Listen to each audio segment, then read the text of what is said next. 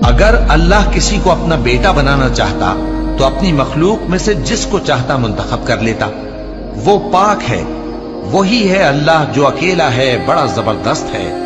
اسی نے آسمانوں اور زمین کو تدبیر کے ساتھ پیدا کیا ہے، اور وہی رات کو دن پر لپیٹتا اور دن کو رات پر لپیٹتا ہے، اور اسی نے سورج اور چاند کو کام میں لگا رکھا ہے، سب ایک وقت مقرر تک چلتے رہیں گے۔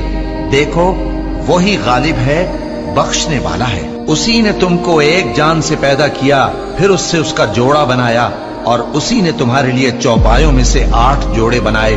وہی تم کو تمہاری ماؤں کے پیٹ میں پہلے ایک طرح، پھر دوسری طرح 3 اندھیروں میں بناتا ہے۔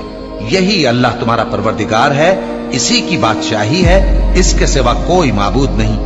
پھر تم کہاں بہہ کے جاتے ہو؟ اگر ناشکری کرو گے تو اللہ تم سے بے نیاز ہے، اور وہ اپنے بندوں سے ناشکری پسند نہیں کرتا، اور اگر شکر کرو گے تو وہ اس کو تمہارے لیے پسند کرتا ہے، اور کوئی بوجھ اٹھانے والا دوسرے کا بوجھ نہیں اٹھائے گا۔ پھر تم کو اپنے پروردگار کی طرف لوٹنا ہے، پھر جو کچھ تم کرتے رہے وہ تم کو بتا دے گا۔ وہ تو دلوں کی پوشیدہ باتوں تک سے آگاہ ہے۔